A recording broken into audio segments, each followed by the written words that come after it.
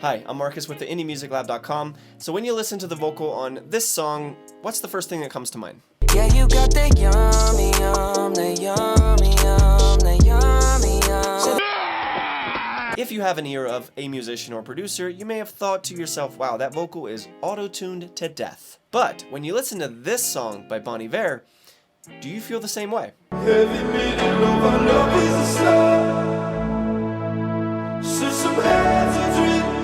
Now both of these vocals have about the same amount of auto-tune on them. So then why does the Bon Iver one sound much more interesting and musical? Let's talk about it. Alright, so I made my own little version here of Bon Iver's song Beth/Rest, which sounds like this. Is a sleep is a storm, such recovery from the daily press, the deepest nights, the keeps keep. So now I'm just going to walk you through step by step how you can achieve this type of vocal sound to get your productions and the auto-tuned vocals that you might have to actually make it sound cool and to not sound amateurish. Let's get into it. Now I'm going to warn you that as I walk you through all the steps that I did to get this sound, you might think to yourself like, wow, this is a convoluted process.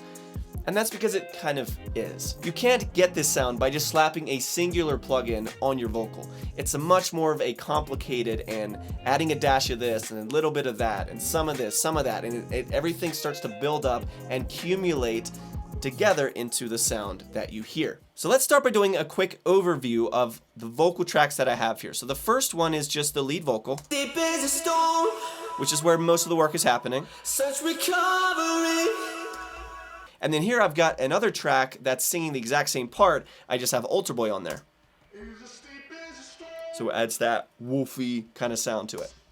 And then I have two doubles, one pan left, one pan right, Deep is a storm, with some effects on it as you can hear, and we'll talk about those in a second. recovery. And so the first thing and the most important part obviously is just the straight up lead vocal. So let's dive into that. Just so you know, this is the lead vocal track. But then I'm sending it to the lead vocals bus because I didn't know if I was gonna potentially add like the doubles to the same bus or not. I ended up using that as the only track that goes through this bus, but just so you know, the processing starts here with these two plugins, but then I am sending it to this lead vocals bus, which is then where the rest of the processing is happening for this lead vocal. So now let's go ahead and turn everything off, and we'll start with the compressor right here, Is a sleep is a storm, which is just a basic such recovery. compressor, and the only reason this is here is to just tame the loud parts and bring them into alignment with everything else, so you have more of a balanced volume sound. Fast attack, fast release. From the As you can see here, it's doing some compression. Nothing too crazy. This is just the first compressor that you want to throw at a vocal just to balance it out. Then we have AutoTune on here, which pretty self-explanatory. I do have it fairly tight, so it's really correcting the pitch. News at the door, such a revelry. Now, as I said, I'm sending this to the lead vocals bus right here, so then the next plugin on the chain would be another compressor, and this just adds another layer of compression. For this, we have about 3 to 4, 5 dB of gain reduction happening here, and you want medium attack, medium release on this. And I'm doing this in a bit of an interesting way where you have the threshold all the way down and then slowly bring the ratio up. It's just an interesting way of doing it, but more important than that is just medium attack, medium release, and then make the threshold and ratio work together to where you end up with about 3 to 6 dB of gain reduction. And that is helping us give us some compression. And then I have one more compressor happening here, which is like an analog style compressor From here. the daily press. And we're adding another 3 to 6 dB with fairly fast attack because this compressor overall has a fairly fast attack, and then the release is around 50-60 milliseconds. It's the deepest nights, the key. So then what we have is EQ. As you can see here, a massive cut at 2K, which I do all the time, and then a cut in the 2 to 5K range because it sounded too bright to me. Again, this will depend on your voice specifically, so I'm not going to spend too much time talking about EQ. If you want to learn more about EQing your vocals, be sure to download my free guide. It's called A Visual Guide for Fixing Vocal EQ Problems. It's really going to help you out with that and give you some clarity on how to approach EQ on vocals. Now, here is the part where it really starts to make the difference. I would say this plugin, more than anything else, is what sets this sound apart, and it is Saturation Knob by Softtube. This is a free plugin. It sounds like this. Is asleep as a stone. Let me actually turn on Mix Tool as well, because Mix Tool is basically just a gain knob, and I turned it down because Saturation Knob doesn't have a volume knob on it because it turns up the volume when you turn up the saturation. So here. Is asleep as a stone. Right, so that's after the saturation. Here's before it. Is asleep as a stone. It's nice, right? But when you add the saturation, Is asleep as a stone. it starts to add that grit and that bite to it. And that saturation, more than anything else, is what really helps that auto-tuned vocal shine and actually sound really good and sound professional. After that, I have a bit of sausage fattener. This is optional. I just thought it sounded good. I love testing this out and seeing if it sounds good on a bunch of stuff because it's such a fun plugin and it's so easy. It's just 2 knobs, and then I turned up the fatness to about 11%, and I did not use the color on this one. So it's just a little bit of Is asleep as a beefiness. stone. Added a bit of beefiness to the tone on the bottom end. And then finally, we've got micro shift, which is basically a chorus doubler type of effect. Helps wind it up, give it that chorusy sound, and it sounds like this. Is asleep as a stone. Huge difference, right? Such recovery. That also, I would say micro shift and the saturation knob is what really gives this vocal that unique sound, especially on the lead vocal. We're adding some other things as well, but on the lead vocal, the 2 main things you want to pay attention to is some type of saturation or distortion, and then some type of chorus doubler micro shift. Now let's talk about the sends that I have here. So I'm sending this vocal to a few different effects channels or return tracks that I have over here. The first one is a 1/4 note delay. Is asleep as a stone.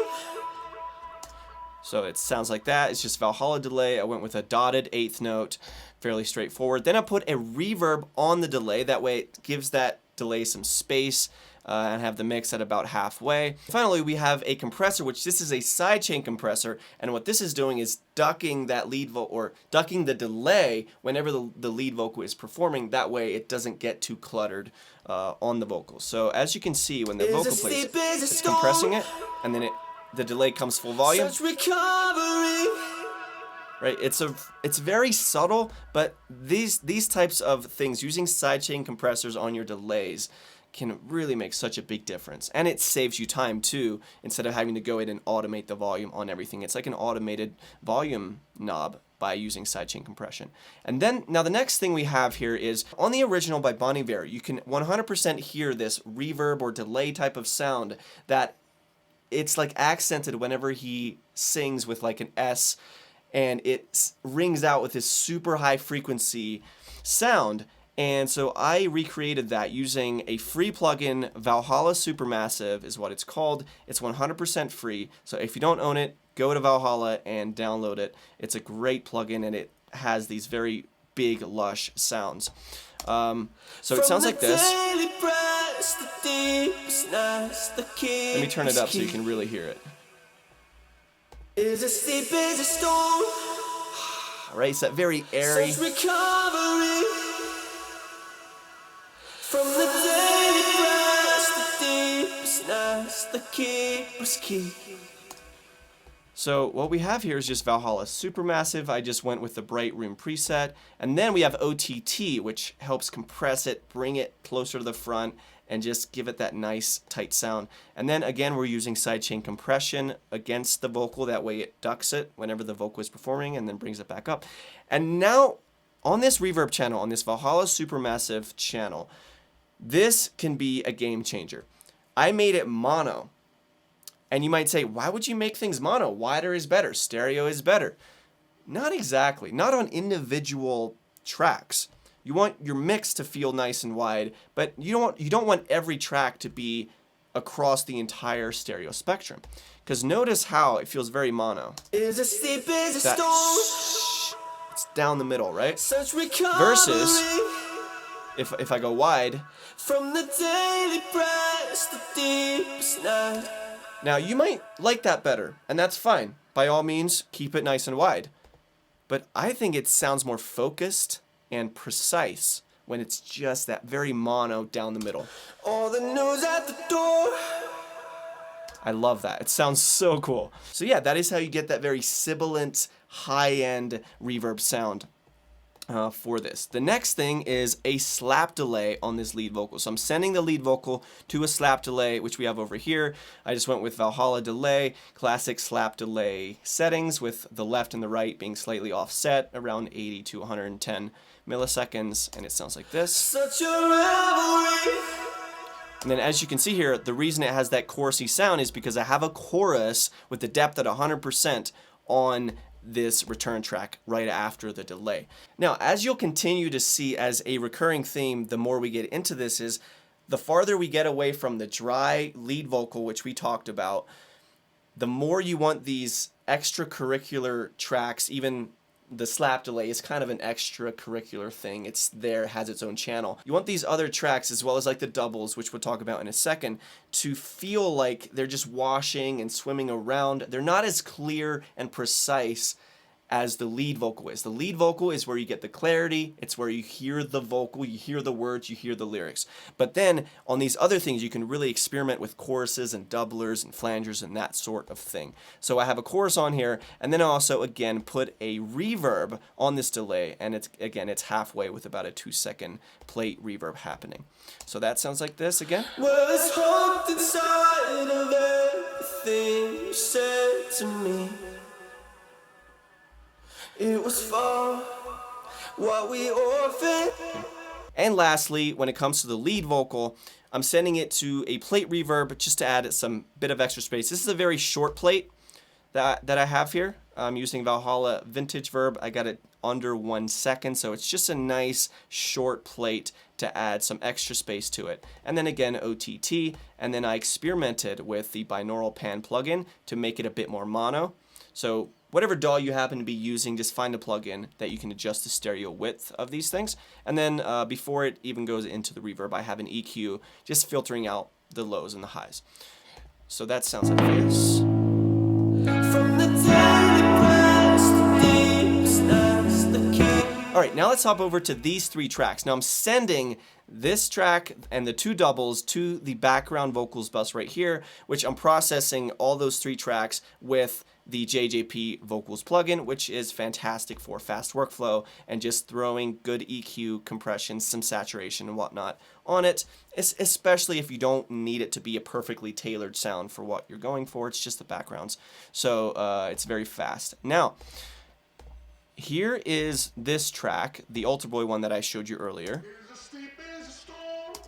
And to get this sound, so we're layering this in. Now, typically, it's easier to just duplicate the lead vocal track, right? Just use the exact same audio and then put these effects on here. But recently, I've been starting to get away from that and actually record basically doubles and additional takes even when I put these drastic effects on it, just because I think it humanizes it a bit more. It doesn't feel quite as robotic and quite as perfect.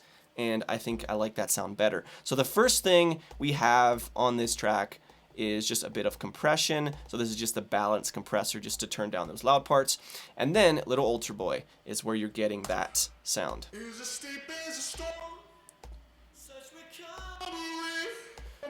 And then also I have the drive maxed out, so I'm really driving it. I have the format at about -3.8, so it's not all the way down, but it has that nice woofy tone quality. And then I have a bit of AutoTune on it to tighten it up. And then a bit of chorus, again going back to that theme of everything that's not the lead vocal. We're being very liberal with throwing choruses and flangers and that sort of thing on these tracks. And then EQ, just to get it, this EQ here is to get it out of the way of the lead vocal and not have it be so bright and tinny on the top end. So I filtered everything off all the way down to like 5K, as well as a cut in the 2 to 5K range. So layered in with the lead vocal, it sounds like this. Is a sleep, is a storm. such recovery. Right? It starts to sound so From fun. the daily press, the deepest nest, the keeper's key. I love that sound. You don't notice that there's that monster voice in the background, but when you start to turn it up, you're like, oh, that adds that depth and that vibe and that quality. It's so fun. Finally, let's take a look at these doubles. So these are 2 additional takes, again, that I just recorded in, and they have the exact same processing on both of them. One of them is pan 50 left, the other 50 right. So I'll just run through this real quick. Both of these, I have the EQ filtered out all the way down to almost 2K. That way you just have the warmth, and you want to feel these doubles more than you hear them, and that's why we have that going on. So let me solo just one of these so you can really hear it. It's as deep as a storm. And then we have the compressor. Now, the reason that you're hearing some reverb is because these are being sent to the background vocals bus, which is being sent to the plate reverb that we talked about earlier, as well as a little bit of slap delay. And then we have just a slight amount of auto-tune on these doubles. You can go either or with the auto-tune for these doubles because they're all the way in the background, but I thought it sounded tight with it. So then you got the flanger as well on both of these with the mix at like 65%. So this helps to wash those out again and to give it that flangey. So that is my process. That is how you can go about to recreating that type of Bon Iver auto-tune sound, but make it sound cool. Now, I'm going to play this from start to finish, the portion of the song that I recorded here. Before I do that, though, I do want to let you know about my free visual guide for fixing vocal EQ problems. If you've been struggling with vocal EQ, be sure to download this. It's really going to help you out. I've got 8 of the most common problems that we run into with vocal EQ, and I've got the solution mapped out visually so you can see precisely what the cuts and the boosts look like. It's really going to help you out. Link is in the description. It's 100% free. So if you so please, go check that out. So here is the track, and I hope you enjoy this video. I will see you next time. Is as deep as a storm, such recovery.